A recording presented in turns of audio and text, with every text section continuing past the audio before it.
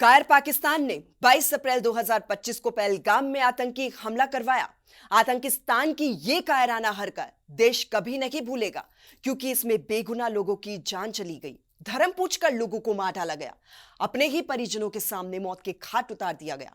किसी ने अपना बच्चा खोया तो किसी ने अपना सिंदूर खो दिया, तो कोई अपने माता पिता को दोबारा से देखने के लिए तरस गया। देश में आक्रोश, गुस्से की लहर उठी तो भारत ने भी ठान लिया कि अब और नहीं। बस फिर क्या था, बेकसूर लोगों के बहे खून का बदला भारत ने लिया।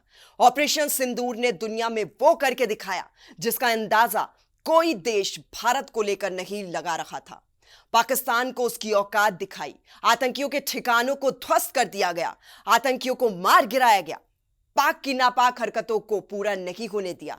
और साफ तौर पर देश के प्रधानमंत्री नरेंद्र मोदी, रक्षा मंत्री राजनाथ सिंह ने भी कह दिया कि ऑपरेशन सिंदूर खत्म नहीं हुआ है। हम अब जीरो टॉलरेंस की नीति पर काम कर रहे हैं, आतंकी गतिविधियों को बिल्कुल भी बर्दाश्त नहीं करेंगे।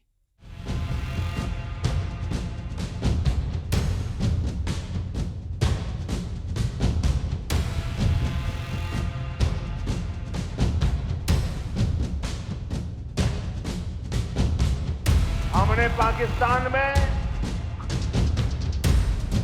आतंकियों के ठिकाने घर में घुसकर सैकड़ों मील अंदर जाकर तबाह कर दिए। जी हां, ये मजबूत भारत है जो विकसित भारत की ओर अग्रसर है। ये भारत कितना शक्तिशाली है, इसकी तस्वीर दुनिया भर ने देखी है। आतंकिस्तान के मंसूबों पर कैसे भारत ने पानी फेरा है, ये सभी ने देखा है। 22 अप्रैल को हुए पहलगाम आतंकी हमले ने देश को झकझोर कर रख दिया था और कभी न भूलने वाली चोट आतंकियों ने दी। लेकिन भारत कमजोर नहीं पड़ा, बल्कि इतना मजबूत बनकर उभरा कि दुनिया ने भारत की शक्ति देखी, पाकिस्तान को मुंहतोड़ जवाब दिया। ऑपरेशन सिंदूर के जरिए आतंकियों को मार गिराया, आतंकियों के ठिकानों को तबाह कर दिया। दुनिया ने भारतीय सेना का पराक्रम देखा, सेना के जवानों का जज्बा देखा। हाल ही में सीडीएस जनरल अनिल चौहान ने कहा कि ऑपरेशन सिंदूर अब भी जारी है। देश को 24 घंटे 365 दिन बहुत अच्छे स्तर की तैयारी रखनी चाहिए। That who can fight on borders, maneuver in deserts, plan counterinsurgency operations in dense urban jungles, neutralize drones, decode cyber intrusions, and wage influence operations. Today, on one end, we will require kind of scholar warriors who also practice this science of strategy and tactics, but also we will require tech warriors. Tech warriors will be able to harness cutting-edge technologies, cyber power, artificial intelligence, and data-centric architecture. We will also require info warriors. Info warriors who will shape narratives, counter disinformation, and dominate the invisible battle space of perception. वहीं प्रधानमंत्री नरेंद्र मोदी की भारत को मजबूत बनाने में अहम भूमिका रही है। प्रधानमंत्री मोदी ने दुनिया में साबित करके दिखाया कि कैसे देश ताकतवर बनाना है, और यही वजह भी है कि पल पल सेना के संपर्क में रहकर हर जानकारी वो लेते रहे। कैसे हर ऑपरेशन को अंजाम देना है, ये भी जानकारी ली और सेना को खुली छूट दे दी।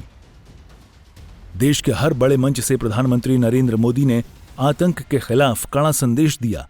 तो हाल ही में हुए 17वें ब्रिक्स शिखर सम्मेलन में पीएम ने कहा कि आतंकवाद आज मानवता के सामने सबसे गंभीर चुनौती बन गया है। इसके खिलाफ आवाज उठाना केवल सुविधा का मामला नहीं, बल्कि एक सिद्धांत होना चाहिए। पीएम ने 22 अप्रैल को जम्मू कश्मीर के पहलगाम में हुए आतंकी हमले का जिक्र किया। प्रधानमंत्री ने कहा, हाल ही में भारत ने एक अमानवीय और कायरतापूर्ण आतंकी हमला झेला। यह हमला भारत की आत्मा, पहचान और गरिमा पर सीधा आघात था। ये केवल भारत ही नहीं, बल्कि पूरी मानवता पर हमला था। इस दुख की घड़ी में जो मित्र देश हमारे साथ खड़े हुए, समर्थन और संवेदना व्यक्त की, मैं उनका दिल से धन्यवाद करता हूं। ऑपरेशन सिंदूर में भारतीय सेनाओं की सफलता सीमा पार कई किलोमीटर भीतर आतंकवादी ठिकानों को नेस्त नाबूद करने की ताकत और आतंकवादियों के बचाव में उतरे पाकिस्तान को कुछ ही घंटों में घुटनों पर लाने की हमारी क्षमता पूरी दुनिया ने नए भारत के इस स्वरूप के दर्शन किए हैं।